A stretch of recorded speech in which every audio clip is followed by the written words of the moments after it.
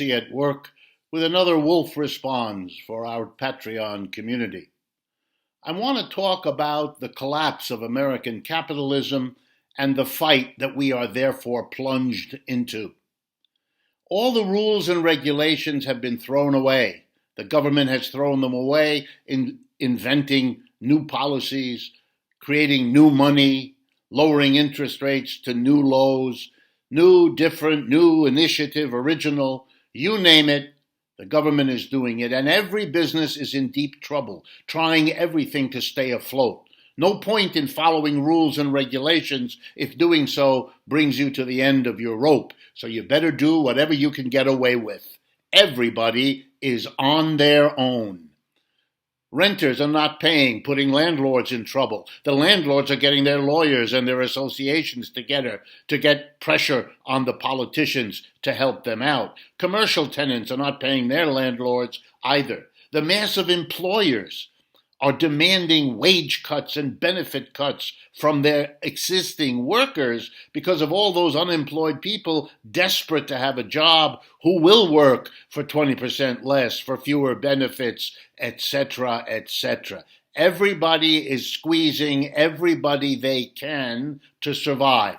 That's how capitalism works when it falls apart, when it comes upon the end of the good times, the way we have with the crash of 2008 and now the even bigger crash of 2020.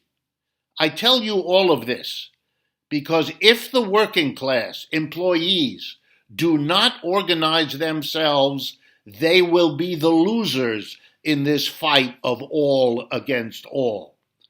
The landlords and the tenants will come to an agreement at the expense of employees.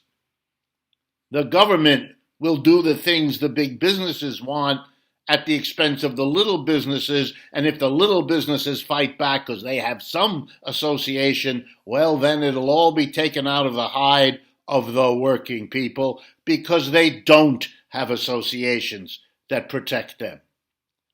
The last time capitalism crashed this way in the 1930s, a new labor organization was built called the Congress of Industrial Organizations, CIO.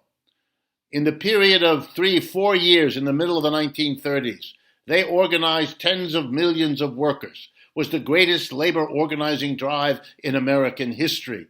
Never anything like it before, never anything like it since. People rose to the occasion. Tens of thousands of other Americans joined two socialist parties and a communist party. And the two socialist parties and the communist party and the CIO worked together to mobilize the working class. Not everybody, but a huge chunk, tens of millions of them. And as a result, they weren't sacrificed in the Great Depression.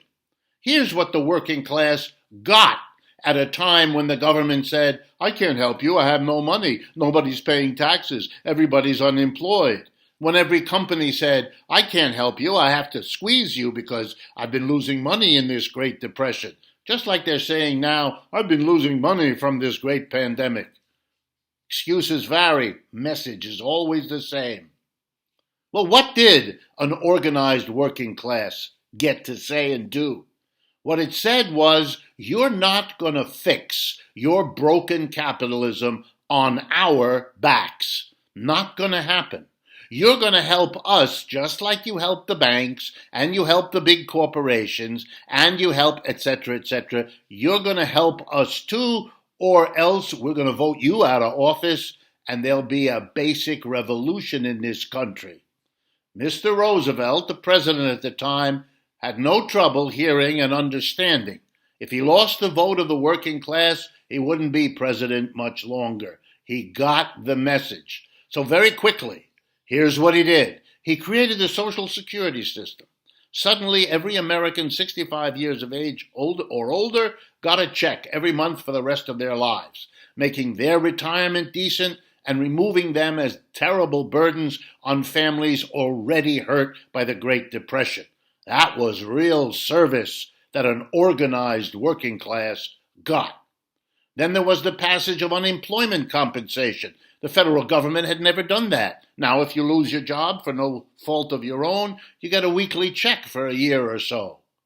Then there was the first minimum wage, precisely so that employers could not take advantage of unemployment to lower the standards of wage payments and living of the working class. And finally, 15 million unemployed people got federal jobs from 1934 to 41. You see what an organized working class can do? It's not just protecting yourself when everyone is struggling for themselves, cutting contracts, violating rules, and wanting to squeeze somebody to save themselves. It's not just defensive.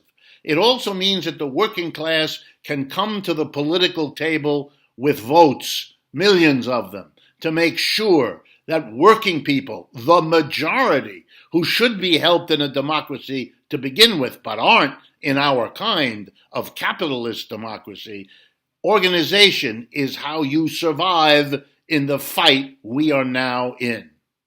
This is Richard Wolff for Democracy at Work with another Wolff Responds.